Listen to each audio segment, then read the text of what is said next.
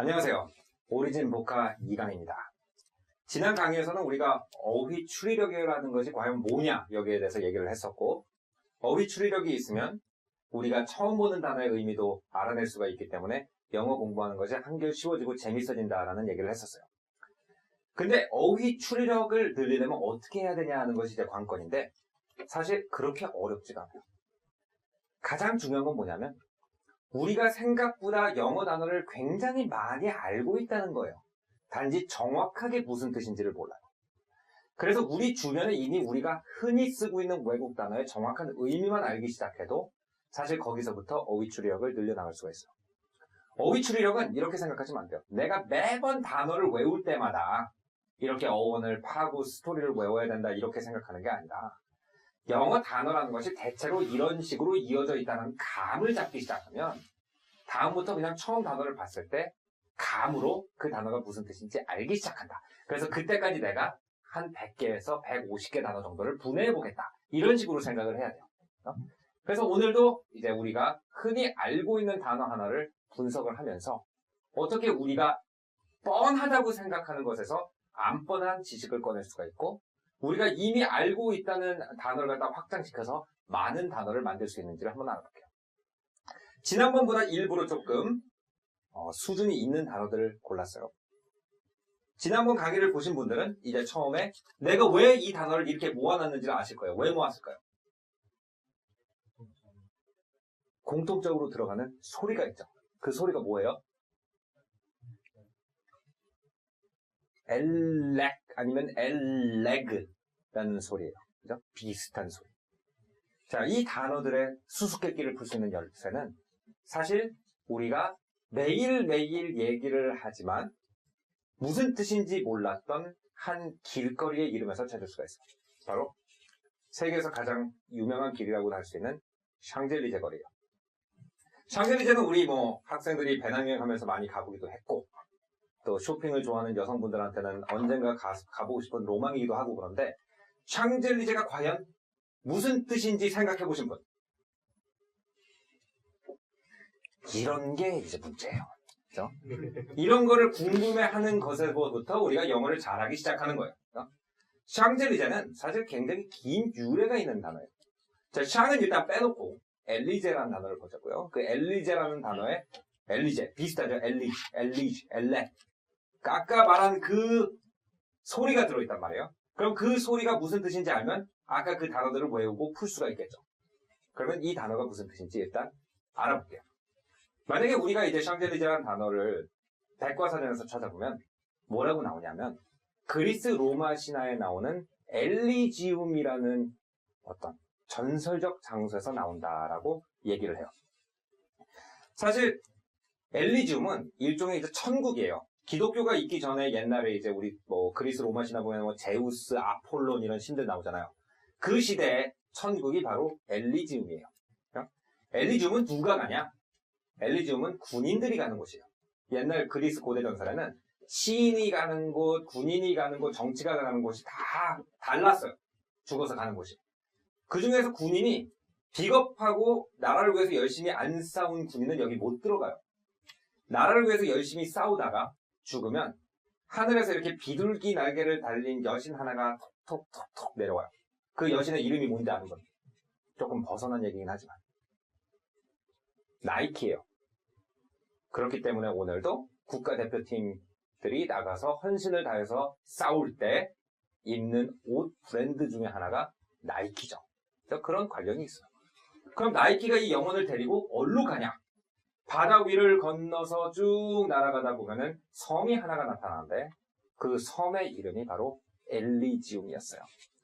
이 엘리지움은 사실 우리가 옛날에 교과서에서 본 책인데, 줄거리는 언젠가 논술 공부할 때 외운 적이 있는데 실제로 들여가 본 적이 한 번도 없는 그런 책들 있죠. 그 책들 중에 하나가 바로 이 호메로스의 오디세이예요. 오디세이가 뭔지 모르는 사람 다 없어요. 아무도 없어요. 근데 오디세이를 읽어본 사람도 아무도 없어요. 이게 이런 책이죠. 그래서 오디세이에 보면은 이 엘리지움에 대한 얘기가 굉장히 많이 나와요. 왜냐면 맨날 전쟁하는 얘기니까 오디세이가. 죽어서 저 사람은 엘리지움에 갔다, 저 사람은 엘리지움에 갔다 이런 얘기가 나온단 말이에요. 그죠? 옛날 사람들은 교과서란 게 없었기 때문에 이 오디세이를 실제로 학교에서 읽으면서 공부를 했어요. 굉장히 괴로웠겠죠. 그래서 처음에 이 엘리즘이라는 이름을 굉장히 잘 알고 있었어요. 얼마 전에 엘리즘이라는 영화도 나왔죠. 엘리즘이라는 영화의 줄거리가 뭐예요? 지구가 오염돼가지고 못 살게 돼서 일부 부자들이 우주에다가 큰 스페이스 스테이션을 만들어 놓고 거기서 자기네끼리 완벽하고 아름다운 환경에서 살아요. 그죠? 마치 그리스 전사들이 현실의 복잡함을 벗어나서 아름다운 곳으로 가는 것처럼 자기네들만 어디 가가지고 살고 있다 그래서 엘리지움이라고 불러요. 엘리지움. 그래서 파리 사람들이 그럼 이 길을, 이 번화가를 왜 샹젤리제라고 불렀냐? 옛날에 파리는 굉장히 더러운 도시였어요. 두 가지 얘기를 해드리면 첫째로 옛날에 파리의 주 교통수단은 마차였어요. 옛날에는 차가 안 막혀서 좋았을 것 같지만 차가 안 막히는 대신 마차가 막혀요. 마차가 막히면 자동차는 기계이기 때문에 가만히 있죠. 말은 살아있기 때문에 뛰어야 되는 말이 가만히 있으면 애들이 스트레스를 받아요. 스트레스를 받으면 지네끼리 싸우기도 하고 또 말은 스트레스를 받으면 아무데나 화장실을 가는 아주 나쁜 습관이 있어요. 그렇기 때문에 옛날 파리의 길은 항상 말 화장실이었어요.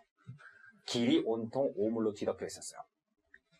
거기다가 옛날 프랑스 여성들은 우리가 모네나 마네의 그림에서 보는 것처럼 아름다운 스커트를 땅에 질질 끌고 다녔어요.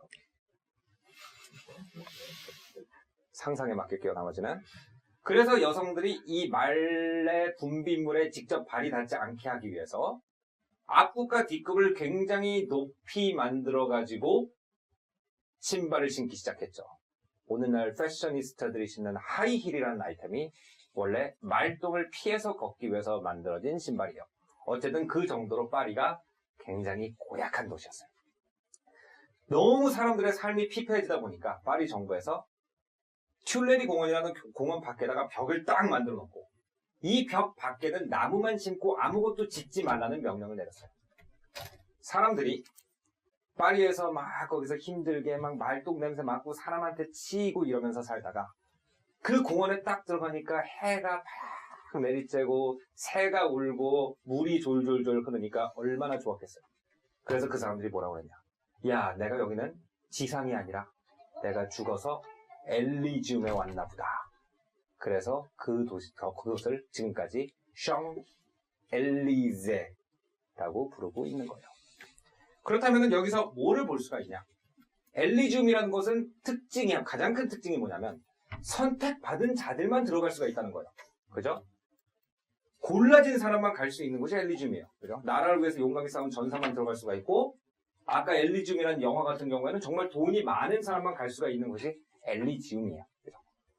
그 엘리지움에 있는 엘리즈라는 그 소리의 뜻은 원래 고르다, 선택하다라는 뜻이에요. 자, 우리가 알다시피 다른 나라들은 다 왕의 아들이 왕이 됐지만 고대 그리스 로마 사람들은 시민들이 직접 지도자를 선택할 수가 있었어요. 그걸 우리가 투표라고 그러죠. 투표는 표를 던진다는 뜻이지만 그 사람들은 우리가 지도자를 선택한다고 해서 엘리지 한다고 해서 오늘날까지 영어로 투표가 elect 하거나 election을 한다고 해요. 그죠? election이 지도자를 선택하는 것, 즉 투표라는 뜻이에요. 우리가 남의 선택을 받아서 국가의 지도자가 되면 대통령이 되거나 아니면 여러 고객의 선택을 받아가지고 대단한 부자가 되거나 우리가 선택을 받으면 엘리제가 되면 라틴어로 선택받은 사람 엘리터스가 됐죠. 그래서 그런 사람들을 일리트라고 부르죠. 오늘날까지.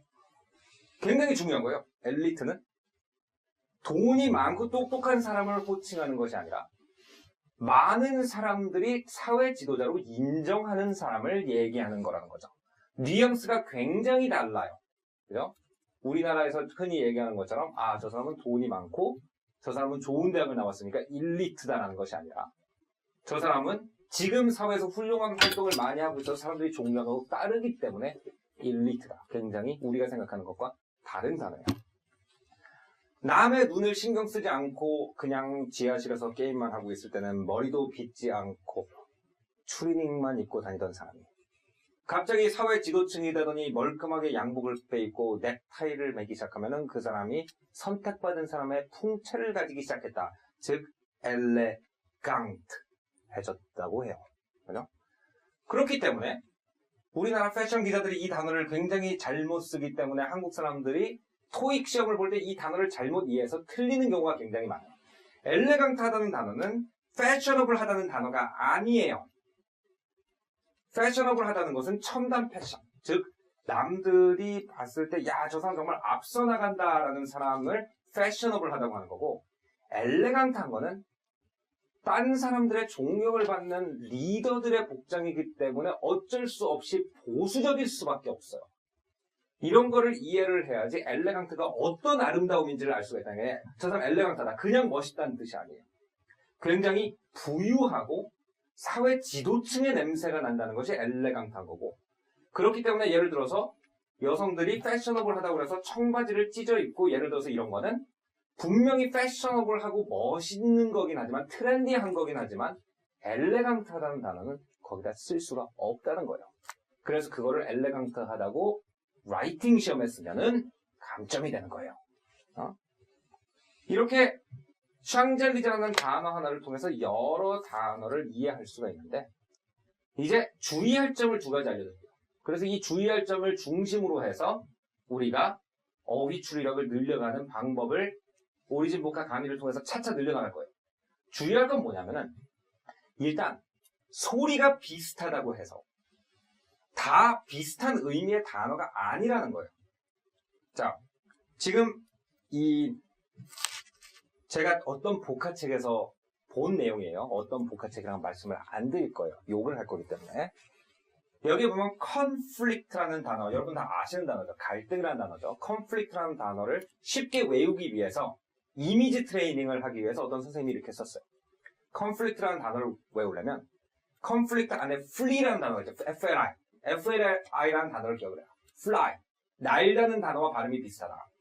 그럼 conflict라는 단어가 왜 갈등이냐면, 기러기나 새 같은 것이 너무 가까운 데서 같이 날라고 그러면 날개가 부딪히지 않느냐. 그래서 conflict가 갈등이라는 뜻이다. 이렇게 얘기를 했어요. 근데 실제로 어원적으로 fly라는 단어와 conflict라는 단어는 아무 관계가 없어요. 그럼 이렇게 반문할 수도 있겠죠. 쉽게 외우기만 하면 됐지 왜 진짜 의미를 알아야 되냐. 왜 알아야 되냐면 어휘 추리력을 높이기 위해서 알아야 되는 거예요. 예를 들어서 conflict라는 단어를 fly랑 관련해서 외웠다 그러면 이 세 가지 단어가 왜 저런 의미인지 저한테 설명할 수 있으신지 한번 생각을 해보세요. afflict, 고통을 주다는 뜻이에요. inflict, 상처를 입히다는 뜻이에요. profligate, 타락하다는 뜻이에요. 다 똑같이 플릭이라는 소리가 들어있는데, 이것이 이 세 단어가 다 나는 것과 관련이 없어요. 그렇기 때문에 아까 conflict 한 단어를 쉽게 외우기 위해서 기러기 날갯짓을 생각하신 분들은 이 세 단어를 처음 봤을 때 어떤 의미인지 도저히 알아낼 수가 없는 상황이 오는 거예요. 하지만 이 flict라는 단어를 조금 더 조사를 해보면 이 flay이라는 채찍의 이름에서 왔다는 것을 어느 사전이나 알려줘요. 어느 사전이나. 우리 사전 볼 때 사전 첫 번째 의미만 보죠, 다. 그렇잖아요. 솔직히 인정하세요. 근데 사전 아래에 보면은 이 단어가 뭐에서 나왔고 그 나온 단어의 의미가 뭔지가 써 있어요. 모든 사전에 다 써 있어요. 아주 가벼운 파켓 딕셔너리 빼고는. 플레일이 이렇게 생긴 채찍이에요. 플레일의 특징은 뭐냐? 플레일은 이제 로마 시대에 쓰던 무기 중에 하나인데, 채찍이 갈래가 9갈래가 있고 이 9갈래에 무거운 추나 못이 박혀 있어요. 그래서 노예가 도망가려고 그러다 잡히면은 로마 군인들이 사람을 묶어놓고 이 그림에 나온 것처럼 이 채찍으로 사람 등을 딱 때려요. 그러면은 등에 못이 박히겠죠. 그 다음에 이거를 아래쪽으로 확 당기면은 살점이 떨어지는 아주 끔찍하고 비인간적인 무기예요. 이 플레일로 때린다는 것이 바로 플릭트예요. 그렇기 때문에 afflict, 이제 다시 생각을 해봐요. 플릭트라는 이미지 확실하게 박혔죠. 워낙 징그러운 이미지이기 때문에 깊이 박혀요. afflict, 어디다 대고 채찍질을 한대요. 아프겠죠. 그러니까 고통을 주다는 뜻이에요. 당연하죠. 어떻게 보면은. inflict는 파고든다는 뜻이죠. 아까 그 flay이라는 채찍이 파고들었어요. 상처를 입었겠죠. 프로플리겟은 앞으로라는 뜻이고, 이거 조금 복잡한 단어니까 나중에 더 깊이 들어가면 아시겠지만, 프로플리겟은 아무데나 채찍질을 하고 다닌다는 뜻이에요. 아무한테나. 그럼 무슨 뜻이냐? 아무데서나 저 플레이를 휘두르고 다닐 정도의 사람은 정말 남에 대한 배려가 하나도 없고 막 나가는 사람일 거란 말이에요. 그래서 프로플리겟은 타락했다, 도덕적으로 잘못된 사람이다, 좀 저 사람 문제가 있다, 이런 뜻으로 쓰인다는 거예요. 그래서 이 afflict, inflict, conflict 이런 단어들은 다 서로 관련이 있어요. 하지만 fly라는 단어랑은 관계가 없다는 거예요. 내가 이 얘기를 왜 하냐? 자, 어휘 추리력을 가지는 데는 부풀리기와 나누기가 있어요.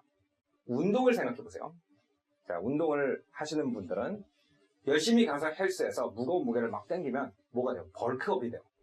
벌크업이 된다는 건 등치가 커진다는 거예요.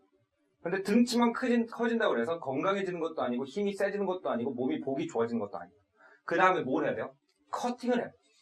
그래서 이제 부위 운동을 해가지고 커팅을 해야 데피니션이 나오고 내가 멋있는 몸을 가지게 되는 거예요.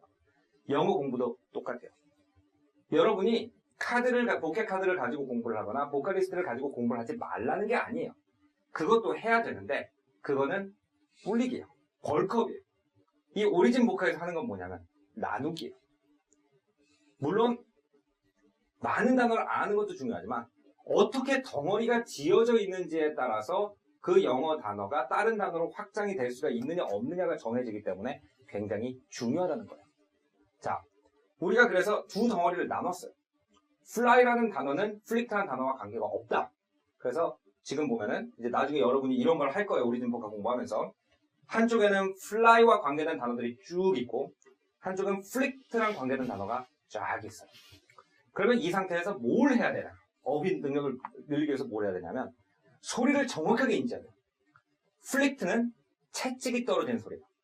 flick, flick. 어떤 소리인지 알겠죠? 짧은 소리예요, 긴 소리예요? 짧은 소리죠. 자, fly라는 단어는 흐르다라는 뜻인 flow하고 관계가 있어요. 그러면은 예를 들어서 강이 우리는 콸콸 흐른다고 하는데 유럽 사람들은